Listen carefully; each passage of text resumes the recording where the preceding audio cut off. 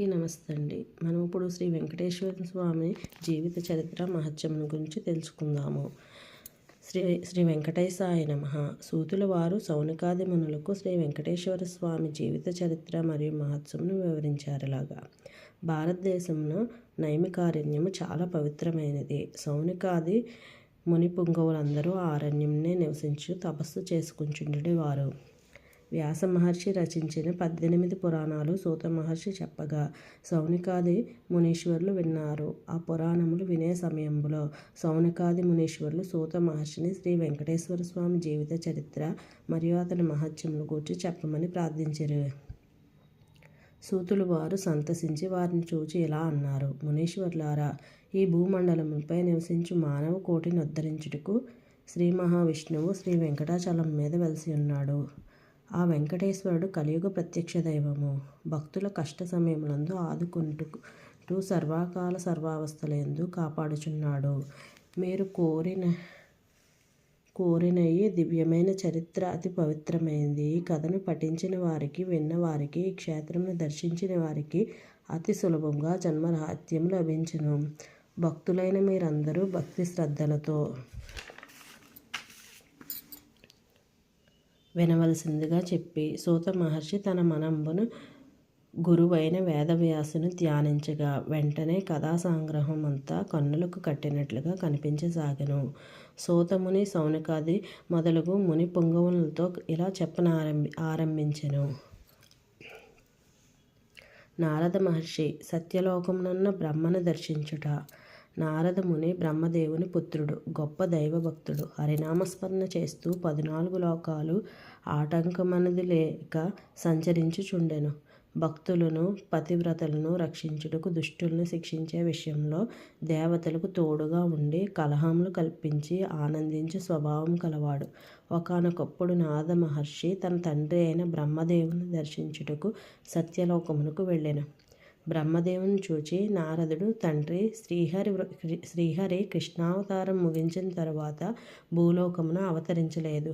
కావున భూలోకమునందు నరులు దుండగులను లోనై పాప భీతి రహితులగుచున్నారు. భూమిలోని మానవులను ఉద్ధరించుటకే శ్రీమన్నారాయణమూర్తి అవతరించుటకు ఉపాయం చెప్పమని ప్రార్థించెను.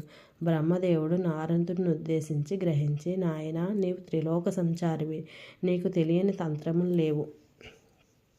సంకల్పమాత్రమున ఎన్నో మహత్తర కార్యములు చేయగల శక్తి నీ యందు ఉండి కూడా నన్ను అడుగుచున్నావా? నీవు చేపట్టిన కార్యంలో నీవు విజయం సాధించగలవు. అందువలన లోక కళ్యాణం జరుగుతుంది. నీవు కీర్తివంతుడు కాగలవు అని బ్రహ్మదేవుడు నారదునితో చెప్పాను. తండ్రి వద్ద సెలవు తీసుకుని నారదుడు భూలోకమునకు పయనమయ్యెను. నారదుడు చేయబోవు కార్యమునకు దేవతలు మిక్కిలి సంతోషించిరి. మునీశ్వరులకు నారదునికి గల సంశయములు. నారదుడు హరినామస్మరణ చేస్తూ గంగానది తీరమును చేరుకున్నాడు. ఆ నది తీరమున కశ్యపుడు మొదలైన మునీశ్వరులంతా చేరి లోక కళ్యాణార్థం మహాయజ్ఞం చేయుచుండిరి. ఆ యజ్ఞం జరుగు స్థలమునకు నారదుడు వెళ్ళెను. మునులందరూ తగు రీతితో నారదుని గౌరవించిరి. మునీశ్వరులు చేయుచున్న యజ్ఞంను గూర్చి నారదమునికి తెలిపిరి. అందులకు నారదుడు సంతసించి, మునీంద్రులారా, మీరు చేయుచున్న యజ్ఞం లోక కళ్యాణం కొరకు కదా, బాగానే ఉన్నది. కానీ మీరు మహాభక్తితో చేస్తున్న ఈ యజ్ఞఫలము ఫలకర్త ఎవరు? ఈ యజ్ఞఫలమునకు అర్హులు త్రిమూర్తుల్లో ఎవరు?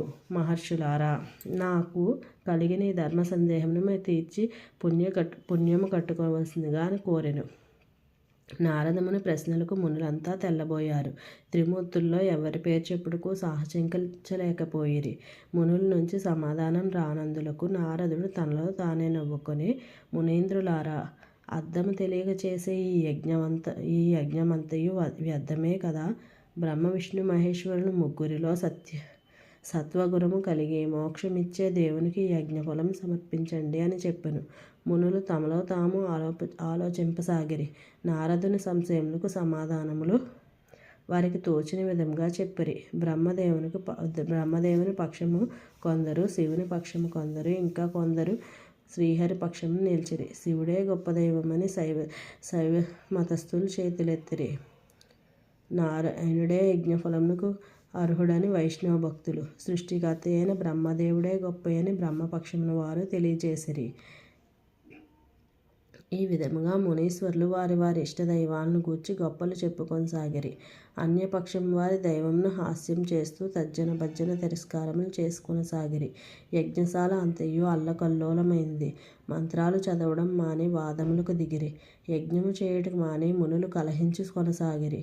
ఈ వాదములను నాద మహర్షి గమనించి, ముని పుంగవులారా, మీరు జ్ఞాన సంపన్నులు, ధర్మాధర్మములు మంచి చెడు తెలిసియుండి కూడా ఇలా కలహించుకుంట పాడి కాదు. భగవంతుని గొప్పతనం తెలుసుకొనుట భక్తుల విధి. సత్వగుణము, రజోగుణము, తమోగుణము అను త్రిగుణముల యందు సత్వగుణమే మిక్కిలి ప్రధానమైంది. కనుక త్రిమూర్తులలో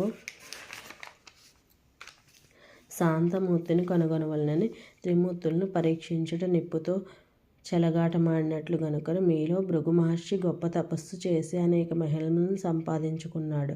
కావున ఈ పరీక్షాధికారం భృగు మహర్షికి అప్పగించండి అని చెప్పును.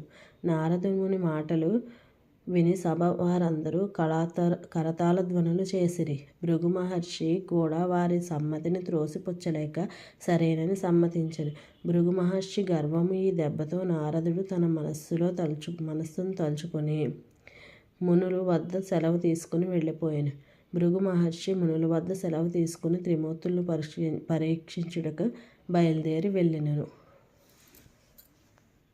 తర్వాతి అధ్యాయం వేరే